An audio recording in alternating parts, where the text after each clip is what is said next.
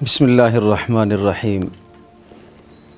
پیارے پیغمبر صلی اللہ تعالیٰ علیہ وسلم جو مبارک دین ہمارے لیے لے کر آئے ہیں، اس دین میں ہمارے لیے دنیا اور آخرت دونوں جہانوں کی بہترین رہنمائی ہے۔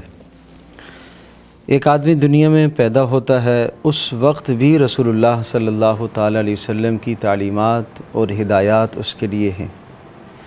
پھر ایک آدمی جب دنیا سے رخصت ہوتا ہے تو اس وقت اسے کس طرح سے اس دنیا سے رخصت کیا جائے اور اولادوں کا رویہ اور برتاؤ اس کے ساتھ کیسا ہو، پیارے پیغمبر صلی اللہ تعالی وسلم کی مبارک تعلیمات اس میں ہمارے لیے رہنما ہیں۔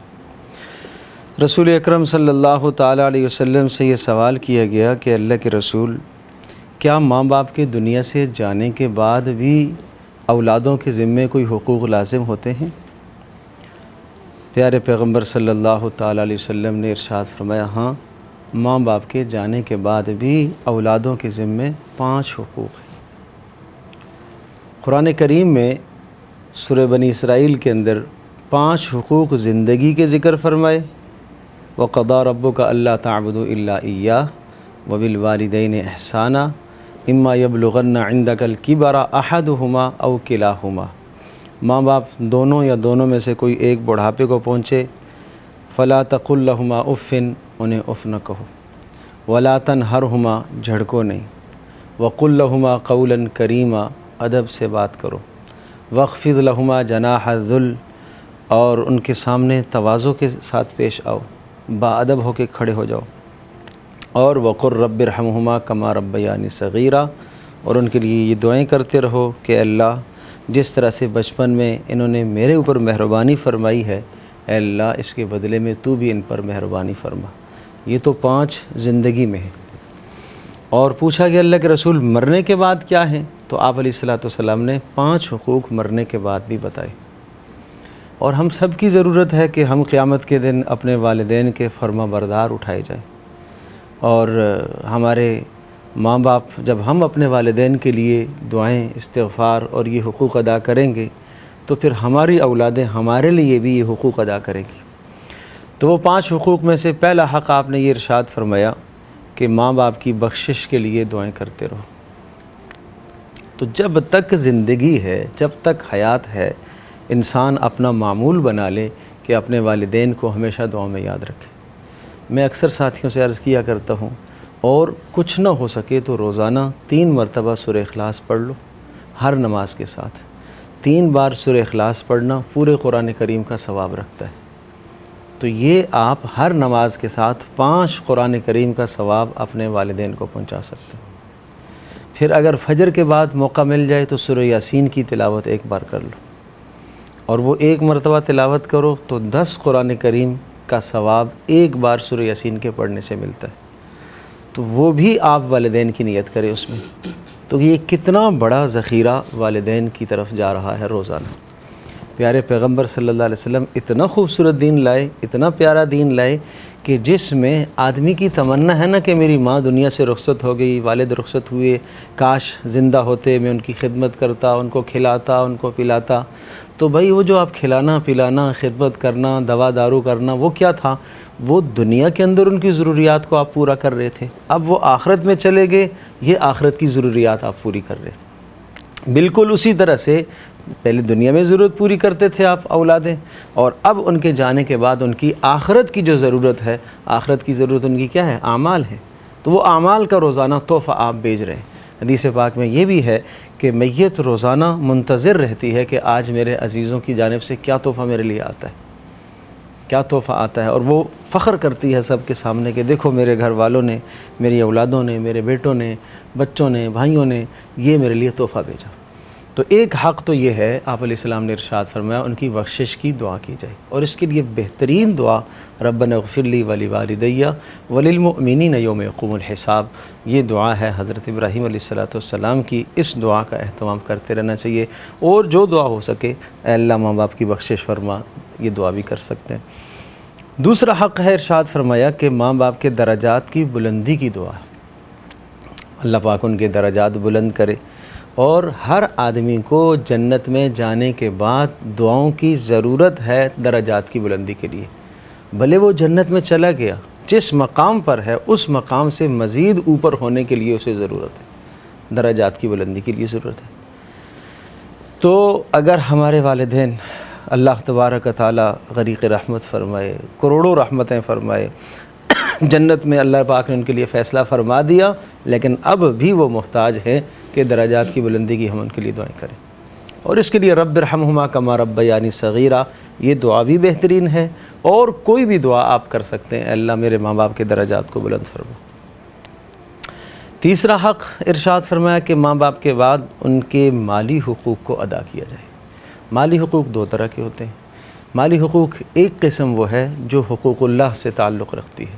اگر آخری زمانہ والدین کا ایسا بیماری میں گزرا کہ اس بیماری میں کچھ ان کی نمازیں رہ گئی ہیں، یا اسی طرح سے کوئی روزے رہ گئے ہیں، تو نمازوں کا روزوں کا فدیہ دیا جائے، اور اسی طرح سے اگر حج فرض تھا نہیں کر پائے تو اس کی ادائیگی کی فکر کی جائے، زکوٰۃ اگر کوئی رہ گئی ہے تو اس کی ادائیگی کی فکر کی جائے، کوئی قسم کھائی تھی اور اس کا کفارہ نہیں دیا تھا تو اس کے کفارے کی ادائیگی کا اہتمام کیا جائے۔ اور دوسرا جو ہے مالی حق حقوق العباد سے ہے۔ حقوق العباد میں بھی پھر دو قسمیں ہیں۔ ایک تو حقوق العباد، کسی کا اگر لین دین ہے، کوئی پیسے دینے ہیں، کسی سے کوئی قرض لیا ہے، لین دین ہے، تو وہ دیا جائے اور یا معاف کرایا جائے۔ اور پھر دوسرا مالی حقوق میں یہ بھی آتا ہے کہ ان کی جائیداد و میراث جو کچھ بھی ہے وہ مما قل منہ او کثر، چاہے وہ تھوڑی چیز ہے چاہے وہ زیادہ چیز ہے۔ سورۃ النساء میں اللہ پاک نے اس مضمون کو ذکر فرمایا، قلیل ہے یا کثیر ہے اس کو تقسیم کرو ضرور۔ وہ ایک ایک وارث اس میں شریک ہے، حتیٰ کہ گھر کے اندر ایک سوئی بھی ہے نا ماں کی، والد کی، تو اس میں سب شرکاء کا حصہ ہے، سب بہنوں کا، بھائیوں کا حصہ ہے، بغیر کسی کی رضامندی میں اس میں کوئی تصرف نہیں کرنا چاہیے۔ یہ نہیں کہ ایک آدمی اٹھا کے جوتے فلاں کو دے دیے، کپڑے فلاں کو دے دیے، یہ اس کو دے دیا، یہ سب ورثاء کی مرضی سے اگر وہ سب کے سب صدقہ کر دیں اچھی بات ہے۔ اگر بیٹیاں ان کپڑوں کو پہننا چاہیں، استعمال کرنا چاہیں، استعمال کر سکتی ہیں، کوئی مذائقہ نہیں ہے۔ والد کے کپڑے، والد کی چیزیں اگر بیٹے استعمال کرنا چاہیں تو استعمال کر سکتے ہیں۔ تو بالکل ٹھیک ٹھیک ادائیگی کی جائے، یہ بھی والدین کا حق ہے کہ ان کے مالی معاملات بالکل صاف کیے جائیں۔ اور چوتھا حق آپ علیہ السلام نے ارشاد فرمایا ماں باپ کا یہ ہے کہ ماں باپ کے قرابت داروں کے ساتھ حسن سلوک کیا جائے۔ اور عام طور پر آج ہم اس میں بہت پیچھے ہیں کہ ماں باپ کے قرابت دار کیا ہیں۔ والد کے قرابت دار ظاہر ہے چچے ہیں، تائے ہیں، پھوپھیاں ہیں، والدہ کی قرابت دار ماموں ہیں اور خالائیں ہیں، یہ قرابت دار ہیں سارے۔ ان قرابت داروں کے ساتھ حسن سلوک کرنا یہ ماں باپ کے حق کی ادائیگی ہے، گویا کہ ماں باپ کے حق بندہ ادا کر رہا ہے، اس لیے کہ ماں باپ کے قرابت داروں کے ساتھ حسن سلوک ہے۔ اور پانچواں فرمایا کہ ماں باپ کے تعلق داروں کے ساتھ بھی حسن سلوک کیا جائے۔ تعلق دار کہ والد کے یہ دوست تھے جی، یہ والد ان کے پاس آتے جاتے تھے، یہ والد صاحب کے پاس آتے جاتے تھے، یہ والدہ کے پاس یہ خاتون ہیں، یہ والدہ کے پاس آتی جاتی تھیں، یہ والدہ کی سہیلی تھی، والدہ ان کے پاس کچھ نہ کچھ کھانے کی چیز بھیج دیا کرتی تھی، تو ہمیں بھی اس کا اہتمام کرنا چاہیے کہ یہ ہماری والدہ کی سہیلی ہے۔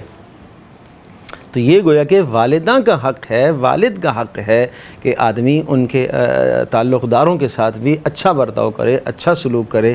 تو جو آدمی یہ 5 باتیں کر لیتا ہے تو یوں سمجھ لیجئے کہ والدین تو دنیا سے رخصت ہو گئے، پردے سے اس دنیا سے چلے گئے، پردے میں چلے گئے، اوجھل ہو گئے، لیکن کیا ہے ہماری طرف ہمارا تعلق اسی طرح سے ان کے ساتھ ہے۔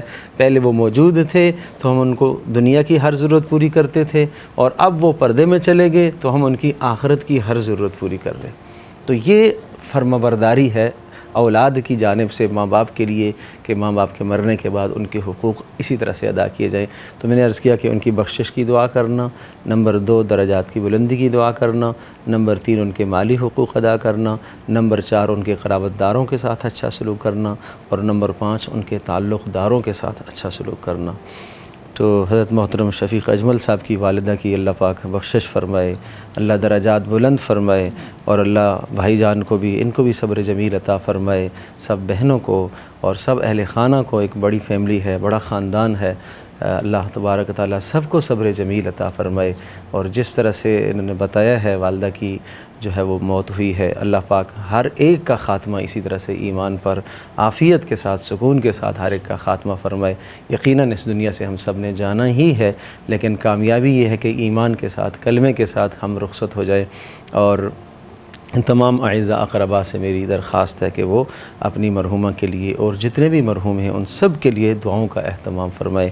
اللہ تبارک تعالیٰ مرحومہ کی بخشش فرمائے، اللہ ہم سب کا خاتمہ ایمان پر فرمائے، اللہ مرحومہ کے لیے جنت الفردوس میں اعلیٰ مقام عطا فرمائے، اللہ پسماندگان کو اولادوں کو سب کو صبر جمیل عطا فرمائے۔ وآخر دعوانا الحمدللہ رب العالمین۔